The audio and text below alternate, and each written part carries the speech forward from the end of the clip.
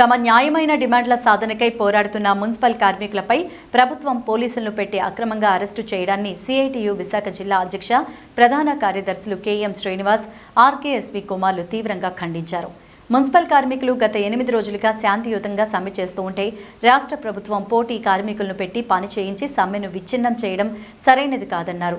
విశాఖ జిల్లాలో భీమిలి, మధురవాడ, ఆరిలోవా, టౌన్, కొత్త రోడ్, మల్కాపురం, గాజువాక, పెందుర్తి ప్రాంతాల యార్డుల్లో ఉన్న వాహనాలను పర్మనెంట్ కార్మికులతో కాకుండా ప్రైవేటు కార్మికులతో పని చేయించడానికి పోలీసులు చేసిన ప్రయత్నాన్ని కార్మికులు అడ్డుకున్నారని, దీంతో పోలీసులు కార్మికులను, యూనియన్ నాయకులను అక్రమంగా ఈడ్చుకుంటూ వ్యాన్లోకి ఎక్కించి వందల మందిని అరెస్టు చేయడం హేయమైన చర్య అంటూ మండిపడ్డారు.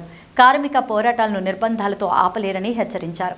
వైసీపీ ఎమ్మెల్యేలు, కార్పొరేటర్లు, మేయర్, మంత్రులు ముఖ్యమంత్రిపై ఒత్తిడి తెచ్చి మున్సిపల్ కార్మికులను సమాన వేతనం, గ్రాట్యుటీ వంటి 13 డిమాండ్లను పరిష్కారం చేయాలంటూ కోరారు. లేని పక్షంలో మున్సిపల్ కార్యాలయాలు, ప్రజాప్రతినిధులు ఇళ్ల ముట్టడి చేస్తామని హెచ్చరించారు. అరెస్టులు చేసిన కార్మికులను బేషరతుగా విడుదల చేయాలంటూ కోరారు. ఆయన మా దగ్గర రానివారు, రోడ్డు ఎక్కితే మమ్మల్ని అందరూ బయట ఇంతమందిని పోలీసులు పెట్టి వ్యాన్లు పెట్టి జరిపిస్తూ ఉన్నారు. కానీ మాకు కావాల్సిన మీతో ఘర్షణ కాదు, మాకు మీతో ఘర్షణ కాదు. ఆయన వచ్చి ఏ సమాధానం చెప్పమంటున్నాం, దానికి కూడా మీరు ఆయన రప్పించరు, మమ్మల్ని వెళ్ళేవారు. ఎలా బతకాలి సార్? మరి మీరే న్యాయం చెప్పండి. మేము మమ్మల్ని ఆయన దగ్గరికి వెళ్ళినవారు, ఆయన మా దగ్గర తీసుకురారు.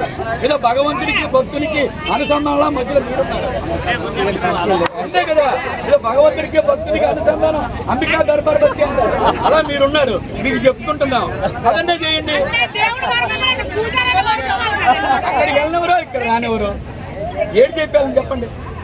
మేమే అక్కడికే గొడవ చేయం, కూర్చుంటాం, అది చేయనివారు. ఇప్పుడు ఆయన వచ్చే కాగితం తీసుకెళ్ళిపోమనండి. ప్రజలందరూ సమస్యలు పట్టించుకుంటున్నారు. మేము ప్రజలే కదా, మేము ఓట్లు వేస్తాం కదా, మా బాధ ఎందుకు వెళ్ళరండి? ఒక కాగితం తీసుకోవడానికి సమస్య చెప్పండి. అడగట్లేదండి, వాళ్ళ ఆస్తులు ఏమి అడగట్లేదు, వాళ్ళు దోసుకొని డబ్బులు ఏమి అడగట్లేదు, వాళ్ళు ఏమి ఫ్యాక్టరీలు అడగట్లేదు. మాకు ఏదైతే ఆ రోజు సీఎం జగన్మోహన్ రెడ్డి గారు మాకందరికీ పర్మనెంట్ చేస్తాను అని చెప్పిన మాట ప్రకారంగా మేమందరం కూడా ఈరోజు ఆందోళనకు దిగాం. అయ్యా, మేము గుంతాం కోరికలు ఏమి కొరట్లేదు. ఆ రోజు అసెంబ్లీ సాక్షిగా నేనున్నానని చెప్పావు. ఇదేనా నీ చేతగాని పనులు? మా కార్మికులందరినీ పోలీసులు పెట్టి ఇబ్బందులు పెట్టి నైట్ అనక పొగలనక మా పనులు మేము చేసుకునికుండా మమ్మల్ని అందరినీ ప్రైవేట్ కార్పొరేట్ మనుషులు తెచ్చి మమ్మల్ని అందరిని ఇబ్బంది పెట్టి నువ్వు రేపు ఏ రకంగా గెలుస్తావని అడుగుతాను. అయ్యా, మేము కార్మికులందరం ఓటు చేస్తా రోజు గెలిచావు. మా